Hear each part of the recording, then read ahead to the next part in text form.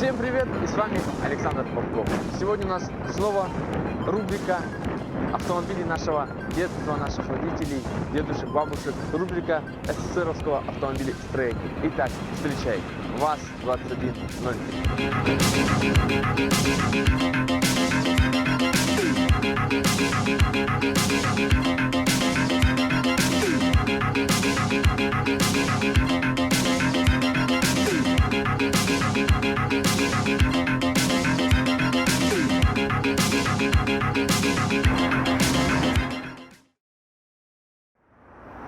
Итак, ВАЗ-2103. Как вы все знаете, это переработанная версия копейки, да? То есть более желанная, более мечтательная по сравнению с копейкой. Много историй. Как вы все знаете, копейка была это Fiat 124. Когда разрабатывали тройку, то есть итальянцы предложили взять 125 Fiat. Но 125 Fiat по фотографиям, конечно, похож на тройку, но он больше. Он С-класса, как эти, соответственно, Б-класса. Естественно, нужна была машина меньшего класса, как копейка. То есть. И совместно с итальянцами разрабатывалась модель Fiat 124 Special. Специаль или как так. В общем, оперение кузова похоже на тройку, но класс был поменьше. Двигатель они решили сделать копеечный, просто доработать увеличить ход поршня, диаметр и сделать полуторалитровый двигатель 2103. Итак, в общем, разрабатывались они совместно с итальянцем 24S. Многие думают, что сначала вышел 124 Fiat. На самом деле они разрабатывались параллельно, просто СССРовцы выпустили его немного позже, на 4 года позже, чем 124S. В общем, если честно, 124S не так хорошо выглядит, как троечка. Троечка как-то более элегантнее, более лучше выглядит по сравнению с ним. У того немного другая морда, ну, как бы все равно есть такой не российский лад, что ли, как-то по-другому сделан. Но вот это именно... Вообще считаю, что тройка это из классики самая элегантная модель, самая такая в хроме, такая вся четкая, желанная. Вообще вот это копейка это был как народный автомобиль, а тройка это более желанный автомобиль, более приспортивленный, что ли. Ну вот как-то такой вот, знаете, такой был лад. Итак, о спорте мы еще поговорим. Смотрим на вот эти сдвоенные фонари, очень хорошо выглядит. Все в хроме, смотрите, подойдемте поближе. Бампера, клыки, решетка, все, подфарники, все в хроме. Сюда смотрим. Вот это молдинг повторителя поворота полностью идет здесь. Молдинг, здесь то же самое. Все полностью. Спросите вы, почему мы взяли два автомобиля? Итак, скажем различия. Это автомобиль 74-го года выпуска. 74-го. Этот 79-го. Она пошла 72-го года вообще по идее. То есть это самое позднее.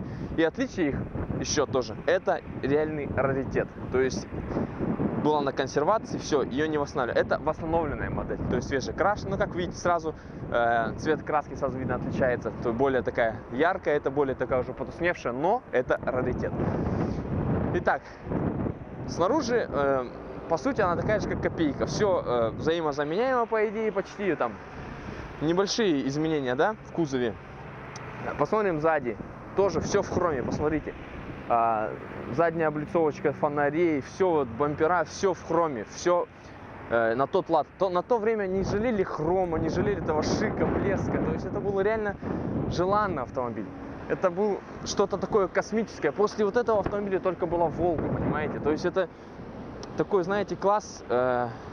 Я даже не знаю, ну, у кого была копейка, все мечтали о тройке, у кого была тройка, те уже думали только о Волге. Вот и все.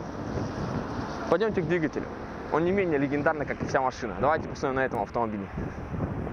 Кстати, еще стоит заметить, смотрите, как закрываются двери.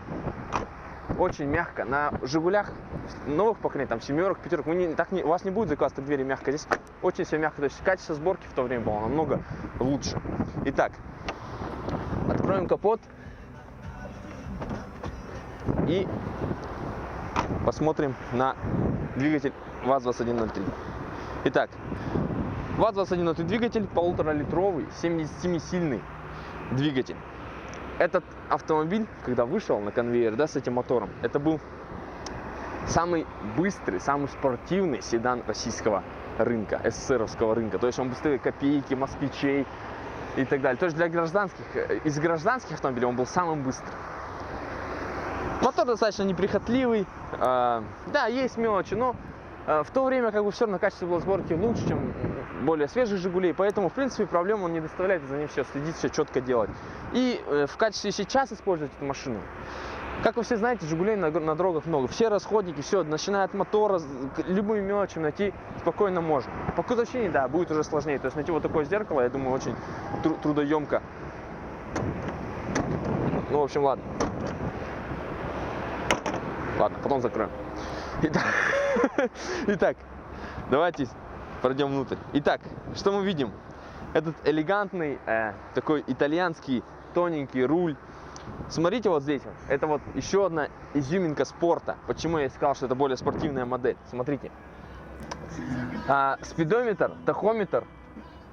Спидометр и тахометр отдельные, как бы, отдельные датчики. И смотрите, вот здесь масло, вода, бензин.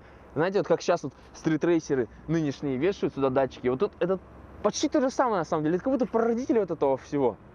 Как будто бы с этого всего началось, и с того времени начали делать отдельные датчики, так вешать. Тут реально, у меня почему-то такая ассоциация. Не знаю, может я и не прав, но мне так кажется. Внутри тоже мы видим уже более интересный салон. Там тоже не жалели хрома QT в салоне, тоже и мелкие хромовые детали. Даже вот эта ручка, и то вся в хроме, понимаете? Все абсолютно в хроме. Это добавляет изыска, блеска, шика. Мечтательно с вами. Слушайте, как дверь открывается. Вообще замечательно. Сзади же тоже довольно... Кстати говоря, что тройка просторнее, чем копейка. Именно над головой места больше и так далее. Но, а так они, по сути, одинаковые автомобили.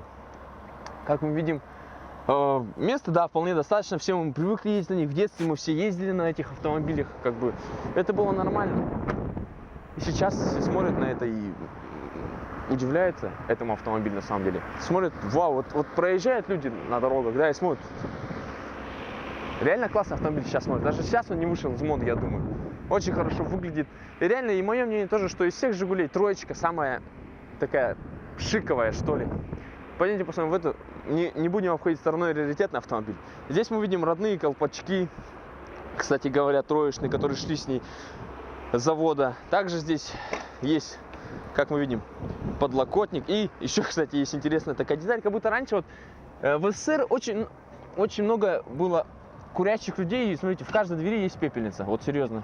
И даже она в хроме. Любую ретро-машину снимать интересно именно за счет хромовых деталей. Сейчас хром тоже в моде, там вешают хромовые диски и так далее. А тогда это было обыденная вещь. Все ставили это, и это было нормально. Ну, как видите, тут то же самое, как и там. Но это именно не в основном машина, именно раритет из-под какого-нибудь дедушки, которого она стояла в гараже. Вот. И здесь стоит двигатель, кстати, 1.3. Также они шли с 1.3 двигателем, а здесь стоит 1,5-литровый двигатель. Также они хорошо шли на экспорт под названием Лада 1500. Довольно хорошая, спортивная версия, интересно выглядящая, лучше, чем... Кто-то считал, что она лучше выглядит, чем Fiat 124S. И тогда, в то время, СССР был намного ближе к иномаркам, чем сейчас Россия. Понимаете, вот в то время, вот посмотреть на модели того года каких-нибудь других марок, да, тех же Фиатов там и так далее, они, по сути, такие же. То есть тогда мы были такие же, как все, по сути своей. Вот так. Я думаю, надо перейти к ходовым станию, проверить, как они на ходу. И все, поехали.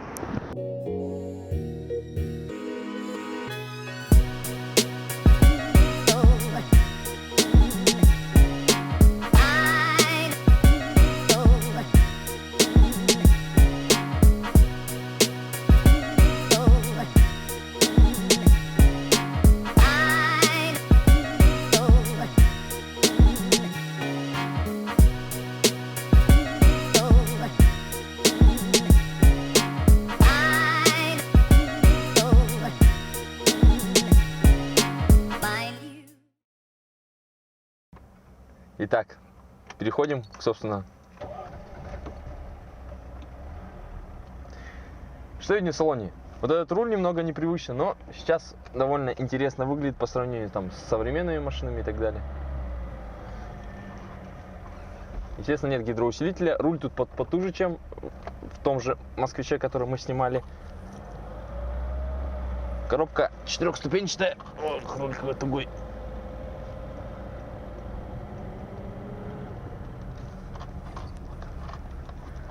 Итак, что скажем вообще, в принципе, о подвеске там, она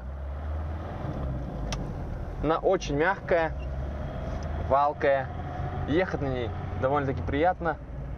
Ну, немного по эргономике, конечно, проигрывает Москвичу, но вот именно посадка там, вот сидишь, вот сейчас едешь, вот если в современном мире, как мы сейчас живем, довольно интересно, интересное ощущение именно за рулем. Вот едешь такой весь, на тебя люди обращают внимание, ты едешь как бы, немного перекресток, оп, повернули. Итак, двигатель. Двигатель достаточно интересный. По сравнению с москвичевским, он более низовой. Именно в городских условиях он более удобный, чем москвичевский. Москвичев надо покрутить, а здесь он идет с низов. Но не такой интересный, как москвичев. Москвичев сильно подрывает с верхов. Здесь же она, да, выигрывает у москвича на разгоне до сотни и так далее, и на максималке, возможно, выиграет. Здесь она более приспособлена к городу, более правильнее, что ли. Поэтому, возможно, Жигули стали народным автомобилем. Потому что они вот такие вот, какие мы привыкли их видеть. Как мы сидели все помним, наверное, своих пап, мам, там, бабушек, дедушек, как ездили на Жигулях, все такой бандой забуривались в них. Реально можно было засунуть туда кучу людей, поехать на дачу, на отдых и так далее. Но сейчас это интересно, реально. Вот сидишь в такой машине и получаешь удовольствие от того, что ты едешь в машине, которая старше тебя почти на 20 лет. И это интересно и прикольно. Люди смотрят, показывают большие пальцы вверх, говорят, вот это ребята молодцы. Также хочется поблагодарить ребят с Oldtimers, опять-таки, этого клуба, что предоставили нам такие замечательные автомобили на обзоры. Едешь, вот подголовника нету, но ехать достаточно удобно, мягко. Вот мы едем по ужасной, убогой дороге. Вот реально, тут нет дороги, просто гравийка. И я сижу вообще вот по нынешним меркам вообще вот еду как, не знаю, в очень мягенькой машине. По сравнению с москвичом, да, тут сзади не рессорная подвеска, не такая мягкая, пружинная, но как бы современная, что ли, более. Естественно, поэтому они выжили, собственно, марку Москвич, потому что Жигули это народный автомобиль, именно народный. Я ничего не имею против Жигулей. Я вообще считаю, российские машины, они с какой-то харизмой своей, какой-то есть у них характер, какая-то душа, в них есть заложен какой-то труд, что ли. Ну, что-то такое есть в них. И это придает интересного, как бы, такого шика, блеска. Очень сложный перекресток. Но ехать на этом автомобиле реально прикольно. Вот эти треугольники, все это придает машине того времени. Вот я опять погрузился в это детство, в то время, когда я был таким же юнцом, ездил у папы на коленках. Опять. И в то время мне тоже казалось, что эта машина очень хороша, но в то время реально все машины были такие. Посмотрите, как хорошо разгоняется. Вообще, вот идет, вот мы едем 60 км в час. В принципе, даже в наше время в городе неудобно ездить, никаких проблем нет. Я не знаю, почему все хаят Жигули, мне они нравятся. Вот именно вот эти вот того времени Жигули, они клевые, вот просто клевые. Вот можно сидеть так вот, да, вот в развалочку сидишь и как за рулем, даже не знаю, не маскал-кара, конечно, не американского какого-то, а именно какого-то такого европейского. Ну, все-таки это Fiat, да, это как какой-то я итальянец, сижу и еду по какой-нибудь набережной, да. Конечно, Fiat были более другие, более современные, что ли. Вот той же, например, 125-го Фиата, который хотели сделать на месте тройки. У него 16-клапанный двигатель идет, 90 лошадиных сил. Все-таки это довольно-таки мощно для России, если бы такое сделали бы. Конечно, это было вообще пушка-гонка. Представляете, в то время 90 лошадиных сил. Я даже не могу представить. Здесь 177, в принципе, их достаточно, она нормально едет. Все отлично. Вот только вот единственная проблема вот реально всех Жигулей, это вот эта вот торпеда. Она все время у всех Жигулей трескается. Вот в местах, которых... Ну, во всех, вот в одних и тех же местах у всех, вот сядьте в любые Жигули, вы увидите вот это вот. Немножко треснутые, да.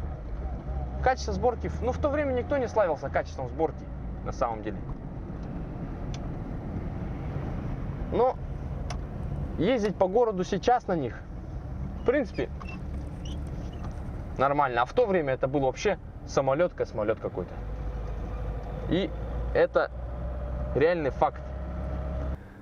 Так как мы сидим в восстановленной версии нашего автомобиля ВАЗ-2103, здесь, да, нету, конечно, никакого колхоза, но установлены такие приятные мелочи, как стеклоподъемники передних дверей, как мы видим здесь, очень, как будто вот заводом вписаны здесь, вот реально, вот, если так посмотреть, да. И если вы смотрите сюда, вот эти дефлекторы, это, по-моему, от Renault Logan, да, если не ошибаюсь, вот честно сказать. Ну, в принципе, хорошо вписываются. Довольно-таки. И опять-таки о курении за рулем, вот смотрите, какие тут огромные пепельницы. Здесь пепельница, сзади тут 3 пепельницы, представляете? 3. Какая была все-таки курящая нация у нас, да? Вот. А так все шелково, все работает, все отлично.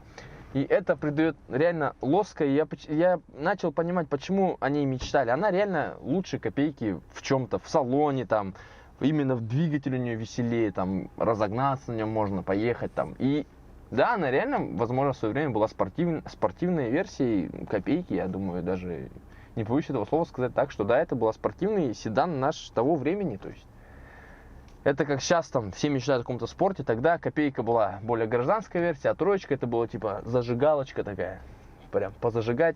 Да, возможно, никаких в спорте там особых наград не было у АвтоВАЗа, ну, может, были какие-то, да, точно не могу сказать, даже, ну, особо не вдумывался в это, не вчитывался.